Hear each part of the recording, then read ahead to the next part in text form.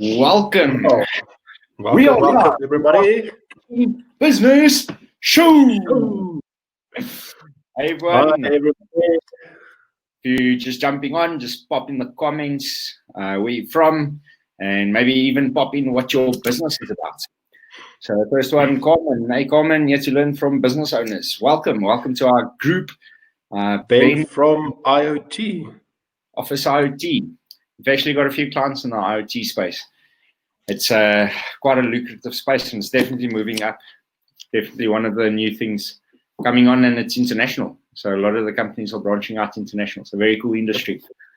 So welcome, guys. For everyone that hasn't been on the business show, and this is your first time, welcome to the business show.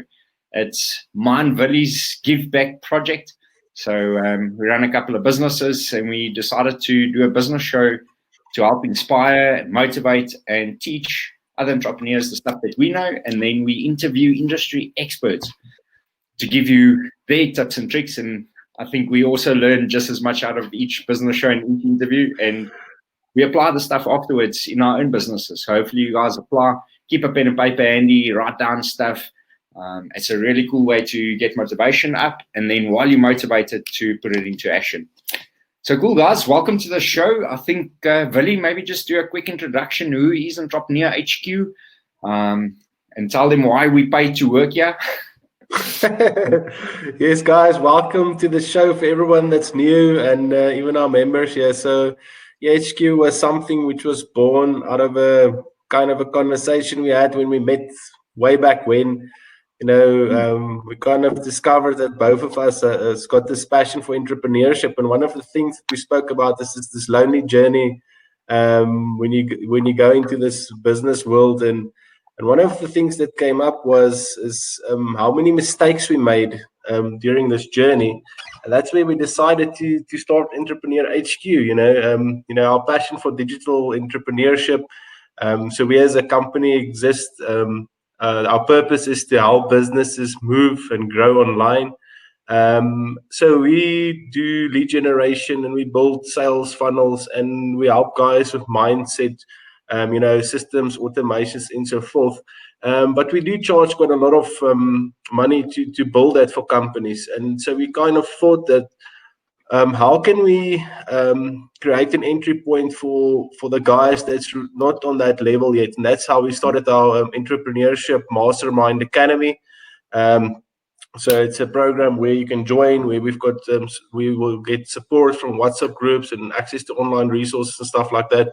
But later in the show, we will actually give you guys an opportunity to join. And I think currently we run a special. It's R9 for the month. It's cheaper than a cup of coffee. So, that's who we are. And big part of why we started this is, so we both started our first business. What's it? Probably about 10 years ago. Yep. And you basically live month to month. There isn't money to pay someone 20 grand to go and build a funnel for you and build a website and do your marketing and. You had to learn yourself, and you had to get out there and hustle. And I think if we had this type of resources, especially so affordable, it would have made a big difference in our business. So myself and Willie decided we want to help the guys that is at that stage of the journey where we used to be back then. So the guys that can't afford to pay someone all that money. And then for any other business that just wants to learn about business, I mean, business is all about networking. It's a really lonely journey.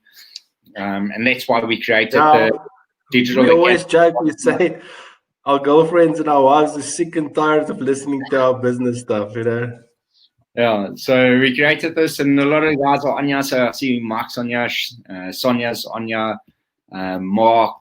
So it's all the guys from our mastermind group. Welcome, guys. Good to see you guys again. So today's giant, really excited to get into today's show. So today's giant is someone that builds sales funnels. On the right-hand side, I've actually got a poll up. I'll quickly publish it. Who of you know what is a sales funnel? So I see there's a few digital marketing guys in here as well. Shaz from Boksburg. I actually grew up in Kempton Park, or Pomona area, so I know the Boksburg area fairly well. Welcome, Shaz. So if you guys know what is a sales funnel, pop it in there. I see there's a lot of digital marketing companies, so you should know what a sales funnel is. So today's guest, we build sales funnels as well. This guy kicks our butt. Yeah, He's on the next level for sales funnels, and he actually built one of Willie's sales funnels back in 2016, eh, Willie? yeah. So kind of what we spoke about earlier. I was going through this journey of trying to get leads for my accounting business, and I continuously made the common mistake of just doing that direct marketing, and I really didn't know anything about digital marketing or sales funnels and so forth. So I started learning myself, and I got to this thing called the sales funnel, and I skilled myself. But I was actually at that point where I just could not take that action. I think I knew what I had to do, and then one day this guy just popped up on Facebook and started talking about sales funnels, and I was like, that's really the first digital marketer that I've seen that's actually speaking about sales funnels, and it's such a foreign concept to everyone. And I kind of actually fell into the classic trap of subscribing to that lead magnet. And I was explaining to Eugene earlier, because he asked me, how do I know Johan? And I said, I actually stepped into one of his sales funnels, and he just continuously nurtured this lead and retargeted me. And so I think, he caught me.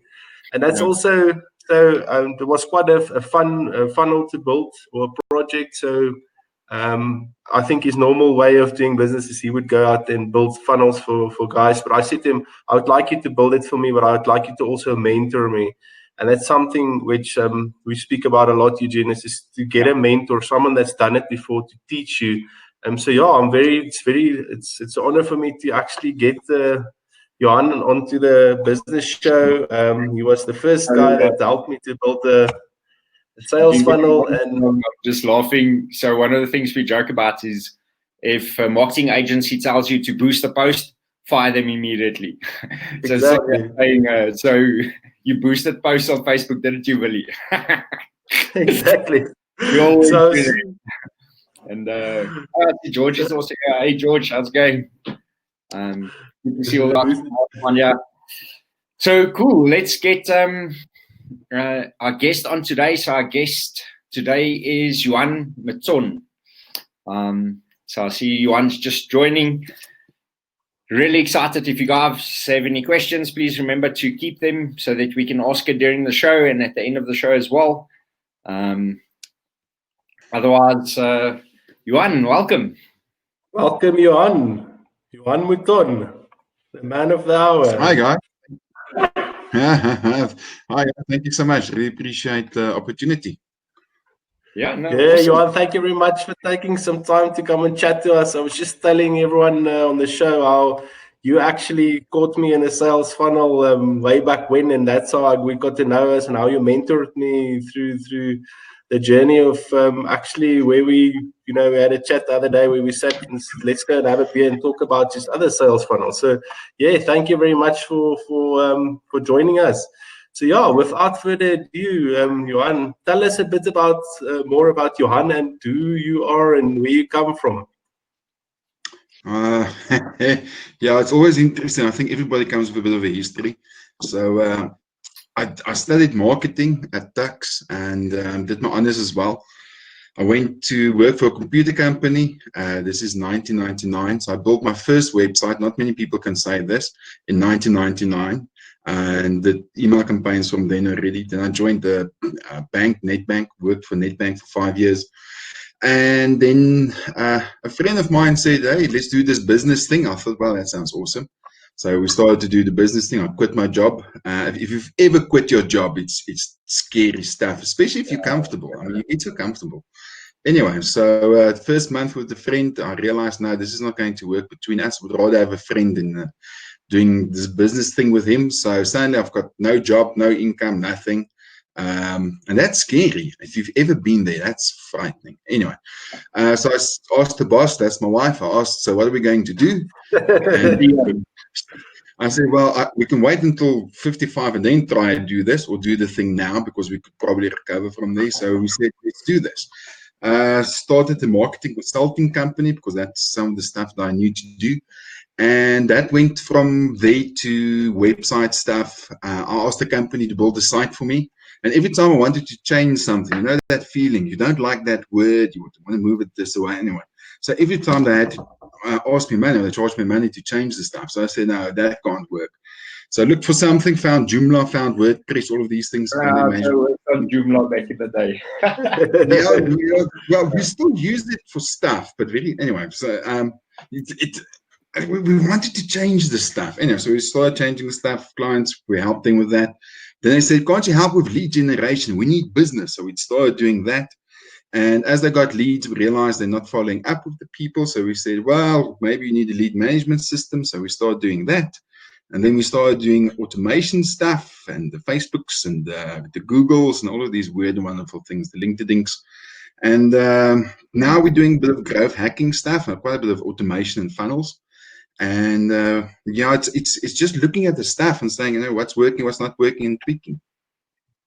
Okay. So you've been around the block. Well, we don't get grey hairs by not doing anything.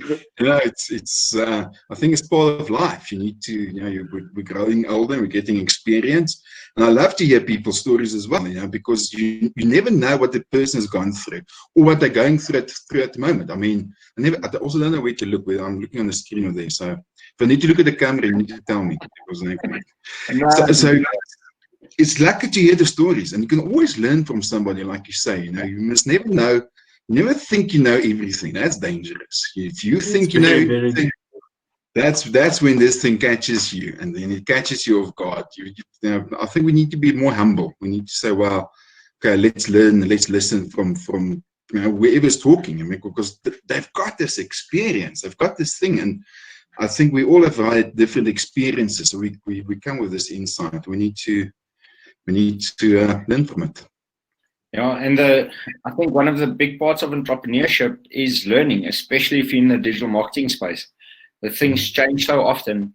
Myself and Willie just read Russell Brunson's fourth book, that marketing, Traffic Secrets. Traffic Secrets.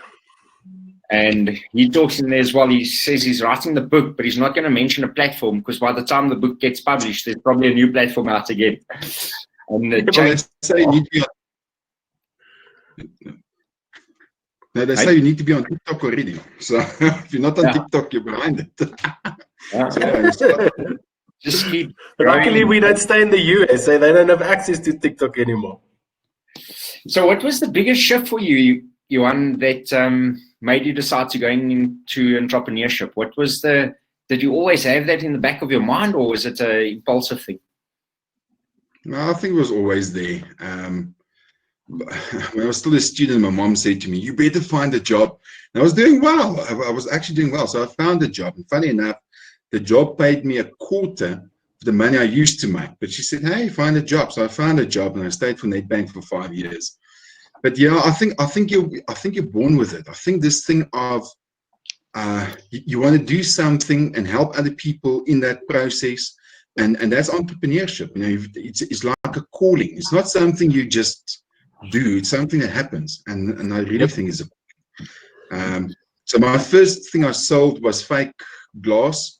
And I was, I think, 4 years old. So since then, and if you listen to your stories as well, it's exactly the same thing. We didn't start 26 or 30 or whatever. Now we started when we were 10 years old. You know, I think that we can see. I can see it in my kids as well. They've got this entrepreneurial thing.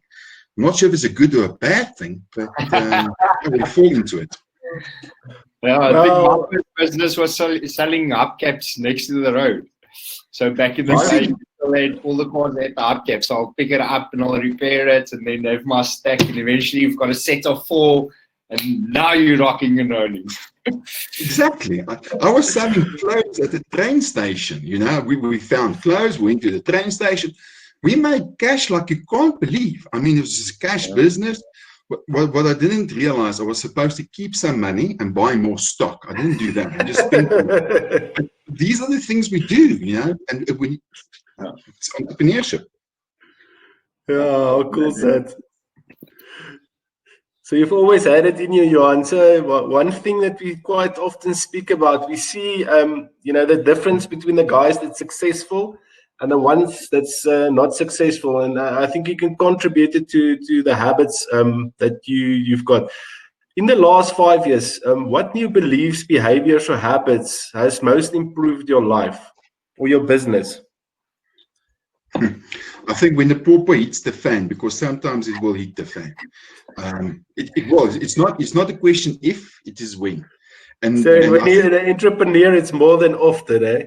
Yes, no, I wouldn't say a daily thing. That's not fair, but no, it's tough. And I think taking action is the thing. So no matter what happens, you need to keep on taking action, because when that poppy hits the fan and it knocks you down, do you remember that song, when you get knocked down, the buck? It's exactly that. You need to just take that next step. You failed on this one, you didn't get that right, this deal didn't happen, you're bargaining on those 5 deals coming through, and these 6 things, and the bank is going to give you overdraft. And everybody said, no, sorry, dude, it's not going to happen.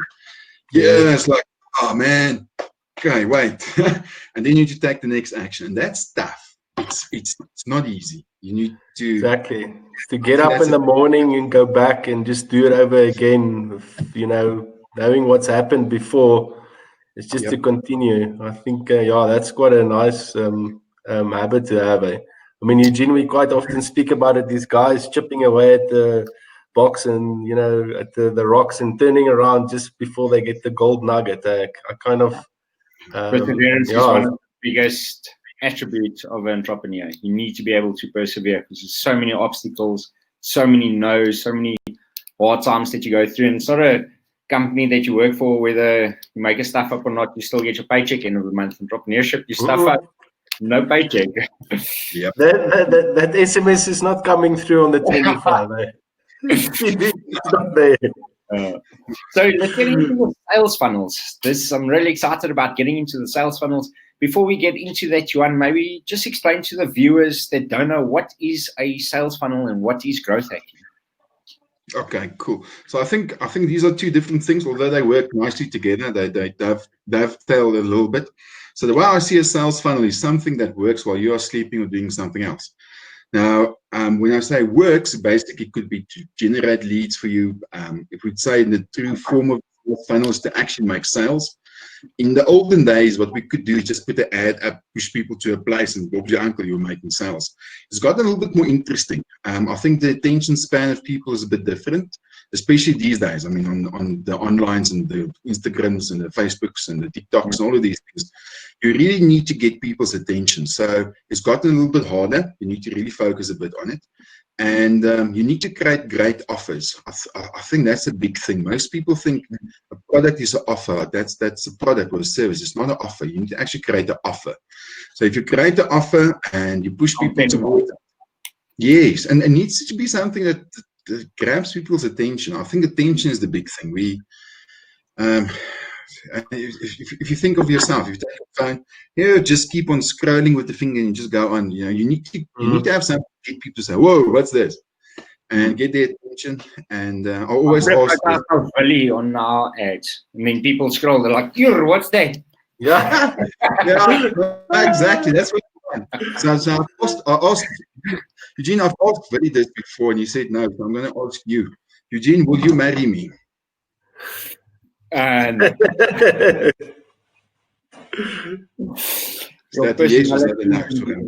it's just personality. That's all. It's nothing more. Okay, no, that's cool. That's cool. So maybe we can go for a cup of coffee. If you like coffee, we go for lunch. Maybe if lunch is nice, we go for a movie. If that's nice, I don't know, who knows. And that's exactly, I think, the marketing and the sales funnel thing we need to understand. It's not asking for the sale right in the front. It's actually saying, hey, like you guys are doing is absolutely fantastic. The show is wonderful. And it's actually having something of value right up front that you give value to the person. And then the relationship builds, and then the sales come. And I think we've confused that. This one guy says, the internet stuff doesn't work for people when they're weird. And if you go look at a lot of the people, they're weird on the internet. It's like, like we're chatting now, it's like chatting, but these guys go like suddenly, good day, sirs and ladies, we're going to, and it's like, no, dude, nobody talks like that. So people buy into the authenticity thing, they buy into these things. So a funnel really is just to say, you create awareness, give something of value, build a relationship, and then the sales come from there, and you can automate it. So that's the whole automation sales funnel thing. The growth hacking thing is a bit of a different beast. So there's a whole bunch of companies doing growth hacking. The story I've got for you today is the one from Airbnb, because we know Airbnb. Do you know how they started, or one of the couple of the things that they've done in the beginning? Okay. Yeah. So Airbnb, really cool book, guys. If you haven't read it yet, go and read Airbnb's book. It's awesome. There's a podcast I listen to, podcast series as well. I'll share it on our WhatsApp group afterwards. Sonia, maybe just remind me that I share it on our WhatsApp group. But it's MBR or something, how we built this. And they talk about Airbnb, and they actually interview the guys from Airbnb, and they tell the story. Absolutely amazing. But yeah, carry on. Yeah, you're right. It is absolutely amazing. One of the things they realized was that paying for traffic was getting too expensive. In the accommodation world, traffic is expensive. So what I did was on Craigslist, they got a team of people together, and then I went to Craigslist, and I saw all of these great listings, and they messaged these people and said, hey, you've got a fantastic listing. Did you know you can actually link this by us as well? So they found a place where their ideal clients were. I put a team to work to message those guys, and that grew their business. So that's the one thing they did, was clever. So that's growth hacking in one way. The second thing that I did was when you've got your listing, now imagine you've got 10,000 people putting a listings up every single month. And they added a button to say, share this on Facebook. I mean, back then, the organic reach on Facebook was insane. So what did you do? You want to get people to come to your listing to book by you because it's easy and it's nice. So people click that button, it's like share it to Facebook. Anyway, that thing just grew the whole business. So growth hacking is looking at your business and saying, okay, what do we need to do to tweak it? And we talk about the pirate metrics. There's 5 pirate metrics, and sounds. The reason it's pirate metrics is because it sounds like a pirate. It says R, and it's like A-A-R-R. Okay. So sorry, just to joke quickly on that. You know why a pirate? Why they after they take a sip they go R? No. Have you ever drank warm rum clean? Oh, that's fantastic. That's exactly that. So they call these 5 these metrics pirate metrics. So the first one's awareness. If people don't know about you, they can't buy from you. The second one is acquisition. So now they know about you. How do you get them into your world? The third one is activation. So how do you do that first transaction? How do you get them to engage? Fourth one is revenue. So what's your revenue model? What do you do there? And the fifth one, we're also guilty on this one, is referrals. So how do you go about making 1 client, 2 clients? So growth hacking is not just looking at your digital stuff. It's looking at that whole process. So there's 1 client. Okay, they were doing quotes, and they got the client in, they did the quote, and that's it. I said, well, what if you had to phone the client just the next day just to hear whether they got the quote? I mean, it's one silly step in their process. Guess what happened? They closed all of those deals just because they added the 1 step. And it's like, man, it's silly stuff that we don't do. Exactly. It's just looking at the business, looking for that opportunity, and saying, hey, let's try this thing. When last did you test something in your marketing? It's like in your marketing stuff. When last did you test something? Or you're just doing the same old stuff? We did test for a client. When was it? Last month. Okay. And I said to them, did you know that men older than 35 buys flowers 2 times more than guys younger than 35? He said, nah. He says, that's not possible. I said, let's test it. He says, cool. So we ran a Facebook campaign for guys or people below 35 and people above 35. Here's the difference. People above 35, the cost per click was R1. People below 35, it was 3 rand. You see the difference? So, Yeah, just this one small taste. It's like, wow, it's like fantastic. And that's growth hacking. It's just looking differently at the stuff that you're doing and sitting down and saying, what can we change? So it actually shows you if you, so for all the ladies on the show today, if you want to get someone romantic, make sure they're above 35. Below 35, you're not getting flowers on your day. You're not getting flowers. Maybe chocolates. Romantics. Oh. Yeah, how cool is that? I think we kind of, and I think growth hacking is a new term that we more often hear now. And I think a lot of guys we even speak to is growth hacking is such a nice tool to actually go to your low-hanging fruits. And we keep on leaving that on the table. We keep on forgetting about our own clients. And I mean, that lifetime value, how do you build that lifetime value? It's just do something stupid, like just give the guy a call once a month and say, we've noticed you've not done this yet. Could we come in and do that? You actually worked it out. We did it the other day. I can't remember what it was. If we increase the purchase frequency by 10%, we increase the lifetime customer value by 10%, and we increase the average order value by 10%, then you double your income. So Correct. It's 10% changes, 3 small 10% changes, and you double your income. You double your income.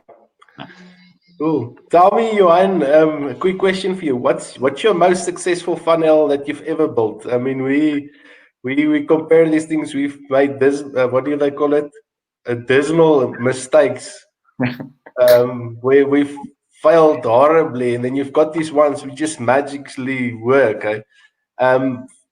Do you actually have one of those types of funnels that stands out that you've built before? So I think in business, it's not one person achieving one thing. So this was part of a group of people. So it's not me going and saying, yeah, I'm the hero, I did all of these things. So I think that's the first thing that's important. It's a team. Of course, no, business is a team sport. There's no I in team. So it's definitely a team sport. So if you ask me that, I'll give you the number. It's over 100 million. Yes. Sure. Wow. Built a funnel that did over 100 million. It's a combination. Well, it's a combination of stuff that we put together. We're still using a couple of the things, and it's something that's a bit more ongoing than anything else. So work well. Favorite tool to use for funnels? Lead pages. I love lead pages. Is it? Yeah, I'm a lead pages fan, and the reason for that is it's just that easy to use. And for South Africa, if you go look at the ClickFunnels or these other places, a lot of them don't integrate well. So that one works for me like that. Yep. So I built my first funnel in 2014. I did an entrepreneur event that I presented, and I used lead pages for that.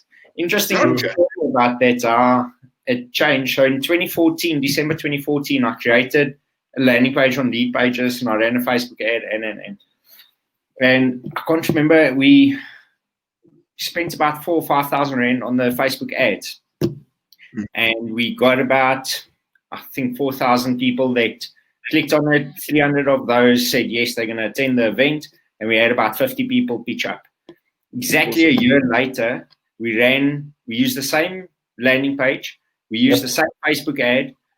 Everything was exactly the same amount, everything. And our results dropped by probably about 60-70%. We had 30% success rate compared to the first one. Exactly the same stuff, just a year later. So it shows you how you're innovating. You have to keep testing. You have to keep adding, because the market gets used to it. So it's a continuous learning journey. I think that's one of the mistakes that guys make. They build this funnel and they run traffic. So first of all, they don't give it a good chance in terms of enough leads into the funnel. But then as soon as this thing starts working and they veer off the required results, they just stop. But this is a constant thing, and I think you can confirm that, Johan. by generating that 100 million rand worth of sales in that funnel, it was not something that was built overnight. It was something which was refined on a daily and a weekly basis. You had to look at your traffic that comes in. You had to look at where's the snags in this funnel. And I think that's one thing for everyone that's new to digital marketing. And it's one of the coolest features for me, is we often speak about you can't fix what you can't measure. It's quite interesting. Yeah, the measurements is critical to that. Johan, so just for all the viewers, if someone wants to start their first funnel, what is the entry steps to get your first funnel up and running?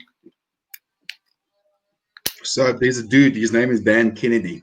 He passed away last year, unfortunately. He talks about whenever you want to do your marketing, there's three things you need to think about. The first thing you need to think about is who's your ideal client. Okay, so who's the person that you want to target? That's the first thing. The second thing you need to think about is your offer.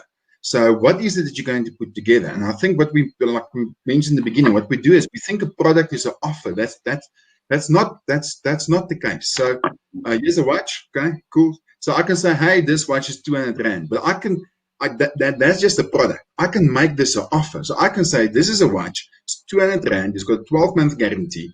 You stand a chance to go overseas entering the competition. You get a nice thing cover that goes with it. You get a his and a her watch. Now suddenly we're starting to create an offer instead of a product. And I think that messaging part is the thing that we struggle quite a bit with. And then the third thing is to say, okay, cool. Where will I find most of the people that's my ideal client? So if you were going to fish, and you're going to have to be a sport, you're not going to find a lot of fish there. So you want to go. And I think what people say is they say, yeah, advertise Facebook or go Google or nonsense. Think about AirBnB. They went to Craigslist. They saw the Googles and the Facebooks were too expensive. So they went to Craigslist. Find a source of your ideal client and be there. Yeah. So if you have a funnel, I would start with those three things. Okay. Just a question on topic. What's next for you? What's your vision going forward? Okay, cool. So I've been working on this. Everybody knows this. I've been working on this for such a long time, but not to have a business that's just local, but the business that's more global. I think I spoke, when we spoke the other day, I spoke to another lady. I said to her she can create a course. She's got amazing experience and stuff. And she said, yeah, but is the market not oversaturated? And if you think about this, there's 7 billion people, of which 3 billion is economically active. It's a huge market. And I think we focus so much on just what's here in front of us that we miss the whole world. I mean, holy smoke balls, there's a big world out there. And if we can start creating stuff and you can create a business that's actually global and not just local. So that's next for me. I'm working quite, there's some of it there already. But in the next year, 2 years, I really want to push that a bit more. And I think now is the great time to do it. For anybody that's out there. And that's an amazing thing about tech, is it's easy to go global. I mean, if we look at a lot of our stuff, our business show, we can present from anywhere. So there's a few trips coming up now. I'm going to Cape Town in October, then going to Mozambique end of October, later in the year going to the US. I can present the business show from anywhere. I have to wake up a bit earlier, and I'm probably going to sit a bit red-eyed, but that's the beauty of tech, is we can start operating our business regardless where in the world we are. On last week's show, or was it the week before, we had a lady on from California that I met in Bali 2 years ago at an entrepreneur event. And that's how easy it's becoming. And I think that's a mindset that we should start adopting, is from the start, think global.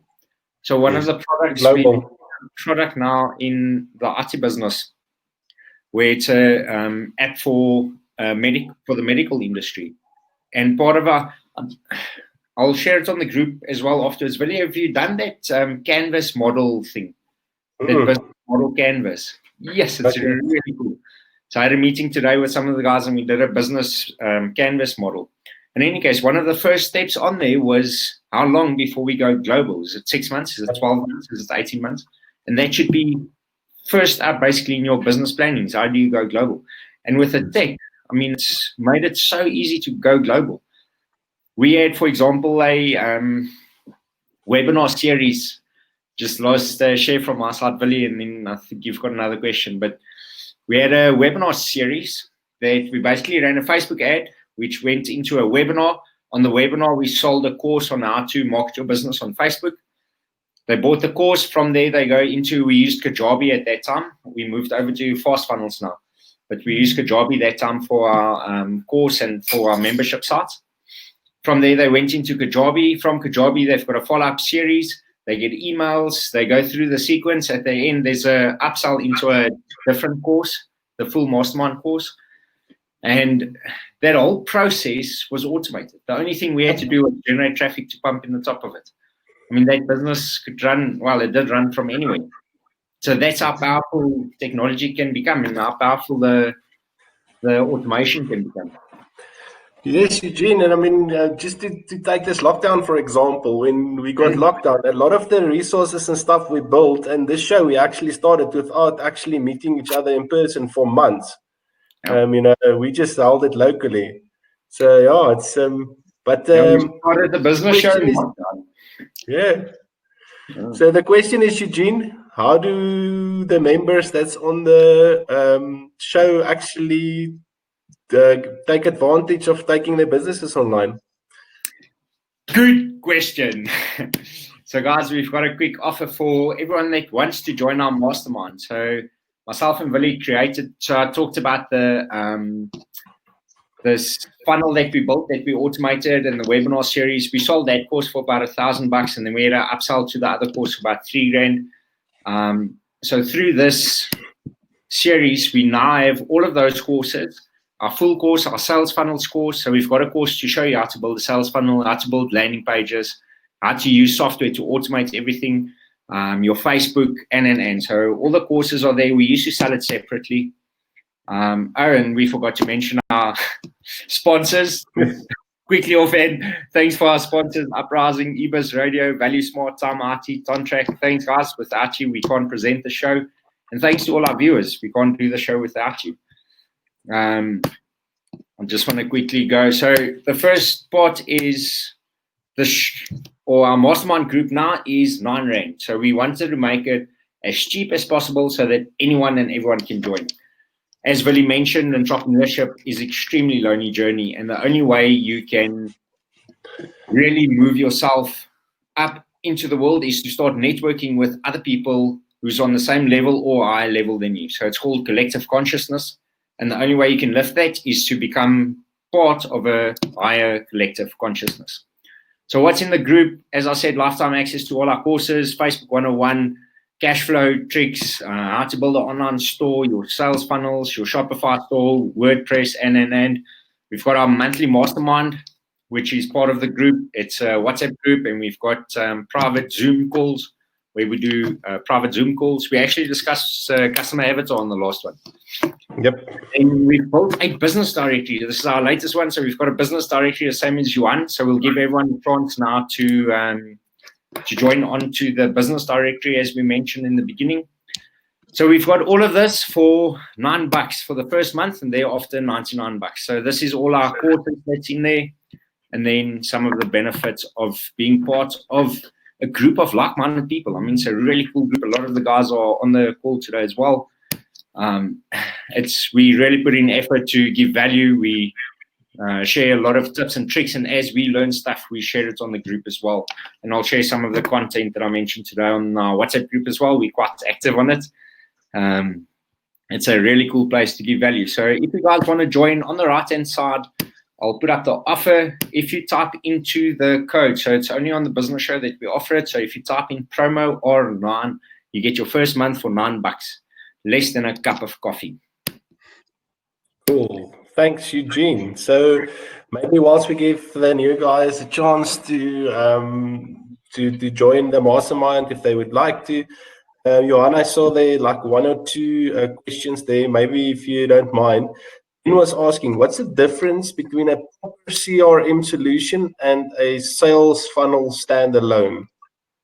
So, quite a big difference. Johan, you want to take it? Yeah, that's cool.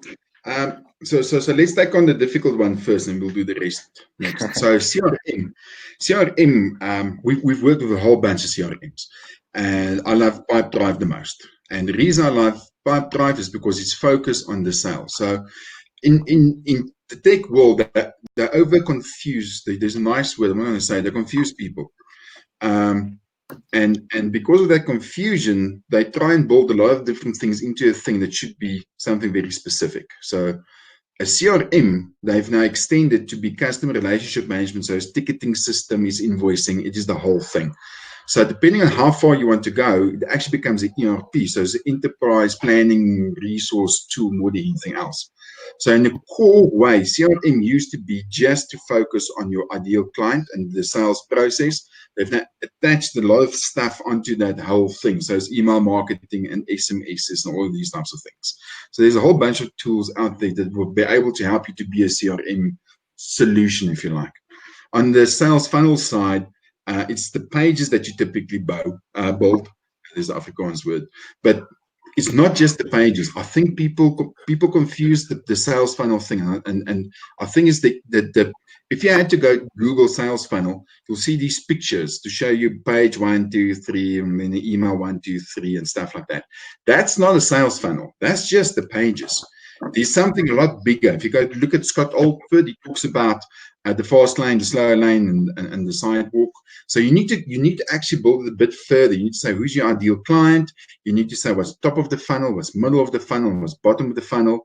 And those pages that many people refer to actually links up to specific sections of your website or specific page or specific sequence. And these things are like Lego blocks thing that you take and you say, okay, well, I've got this one and you connect it to the next one, to connect it to the next one. And Eugene, that's what you were talking about. So where you've got this initial lead magnet thing, then you've got the initial offer, and then you've got the upsell after that. That's your whole funnel thing. So there's a whole bunch of tools out there, all of these things. And I think we get stuck with the tools. We need to get unstuck with that. We need to say, who's my ideal client? What offer am I going to make? And how am I going to get to them? Now, if you think about your ideal client, Eugene, you said to me no on the marriage proposal. Willie, you also said no on the marriage proposal. Luckily, my wife said yes. Now, that shows you immediately that if you don't have the right audience, the right client in front of you, if you've got an offer of marriage and that's not the right person, they're going to say no. You both said no, my wife said yes. If you think about dogs and cats, exactly the same thing. We've got dogs, so if you've got cat food, there's no way I'm going to say yes. You've got zero chance. And I think people miss that piece. So if we talk about sales and the stuff, I'll go back to the basics first, and then we can do the rest. Wolf of Wall Street actually uses Jordan Belfort, where he says, yeah, sell me the pen. Yes. And the first guy comes up and he talks about all the features of the pen, not the benefits, firstly. Secondly, he tries to sell the pen to Jordan. Then Jordan gives it to his right-hand man and says, okay, sell me this pen. And he's like, so, Jordan, how long have you been in the market for a pen? He's like, no, I'm not in the market for a pen. And he throws him with a pen. He's like, why the hell must I try and sell you a pen if you're not in the market for a pen? And then exactly, you first have to figure out if your ideal customer is actually in the market to purchase what you are selling. And people just don't market to everyone out there on the internet. Show it to everyone in South Africa, 18 to 75 or whatever it is, and no particular interest. And that's what happens when you boost a post as well. No, exactly. You get all the chatting people. So all the chatters are on the boost, and that's not your ideal client. Yeah, exactly. Awesome, Johan. Guys. Thanks for an awesome show. This was really cool, really fascinating. So definitely have to go out for a beer sometime soon. Lockdown's over. So I just want to say thanks for everyone that joined our show today, and thanks to Johan for joining our show and sharing some valuable information. And then lastly, thanks to the viewers, guys. Thanks for pitching up to our show. Thanks for joining our show. Without you, we can't do what we do. So just thanks for supporting us. Otherwise, there would be no point in myself and Willie paying to work here. Yeah. Thanks a lot. and thanks, Johan, and thanks, Willie. See you guys on our next business show next week, Thursday. Thanks, Johan, for joining us. And guys, always willing to share. I've learned a lot from you. So let's keep in contact, guys, and maybe let's have another show in the future. Awesome. Cool, guys. Awesome. Thanks, guys. Thanks, Johan. Thanks so much. Later. Bye.